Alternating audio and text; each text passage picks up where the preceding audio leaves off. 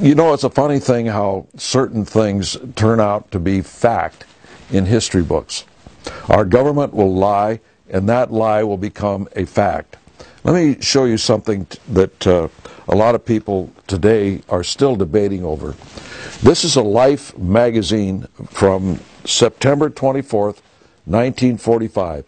Shows Colonel Jimmy Stewart on the cover. Jimmy Stewart, the actor who volunteered for service during World War II, flew combat missions over Germany, over all of Europe. Quite a hero, really, and a patriot. Well, the article that appears on page 110 is titled Pearl Harbor. And it says, the facts were known to Republican presidential candidate Thomas Dewey in 1944. He withheld his fire, but now is the time to assess their meaning. And what they're talking about is this, ladies and gentlemen. For a long time, the official explanation of Pearl Harbor was that we were slugged without warning when we were innocently going about our business. Slugged we were, but there's no need to explain Japanese behavior. But to say that we were slugged without warning is a radical distortion of the truth. Roosevelt, the chief executive of the nation and the commander-in-chief of its Army and Navy, knew in advance, listen, knew in advance that the Japanese were going to attack us.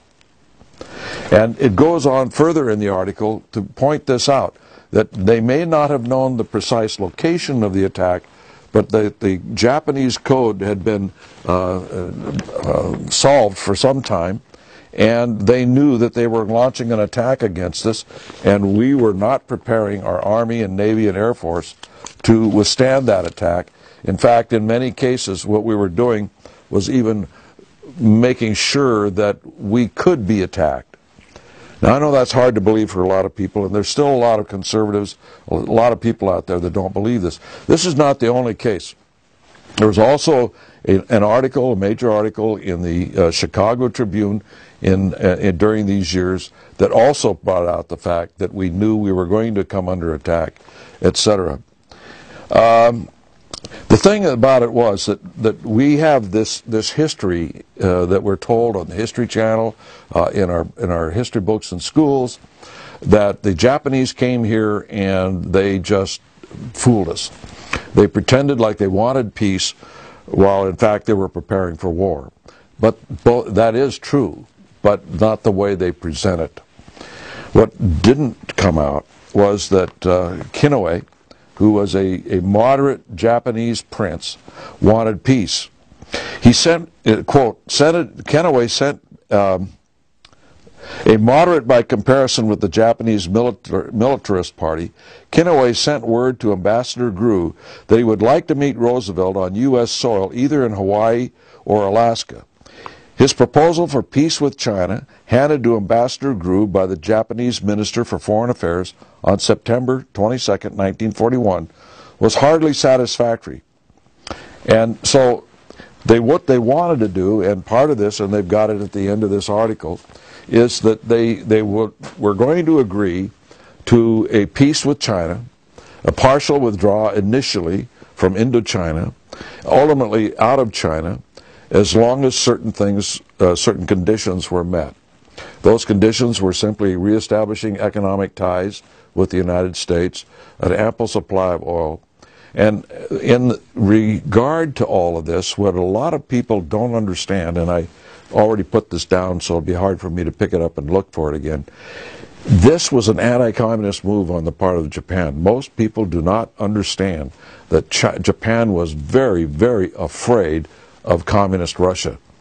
And you had Mao Zedong all over China. You had Chiang Kai-shek, who turned anti-communist, but he had been initially trained militarily in Russia. So it was very up in the air whether he was really turned against the communists or not, or whether it was a personality conflict. The Japanese went into Manchuria. Yes, they went in for natural resources, but one of those strong steps behind it was to block the expansion of communist Russia. They feared it. And they even said so in their communiques to Roosevelt, that they feared the expansion of communism in the Far East. This does not excuse what they did, but it shows some insight behind some of the things that they did. There were individuals in Japan who wanted peace, but because we constantly rebuffed them, ignored them, and made things even worse to invite an attack, if you look at the history, by the policies of President Roosevelt, it gave the power ultimately to the militarists, and we got war.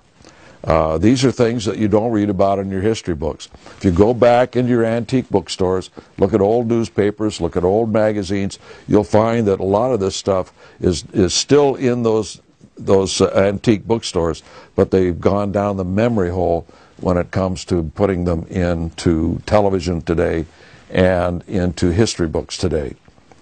Just a little insight as to the complicity of our government in lying to our own people about what we're doing overseas with our money, whether it's 70 years ago or whether it's today.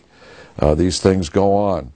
And so we always have to be patriotic, support our country, but take a look at some things that our government is doing to bring about war, not just back in 1941, but also in 2012 rather.